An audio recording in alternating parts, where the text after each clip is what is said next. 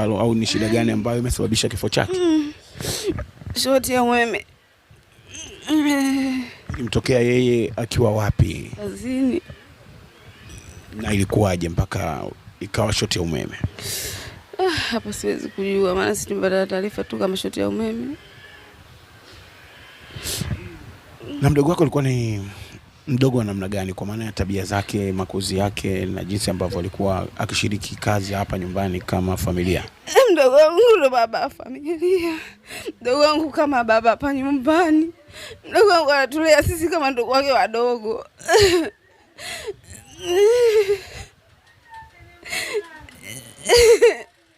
Neno lako ni lipi kuhusiana na huu msiba mkubwa ambao umewakuta kwenye familia yenu?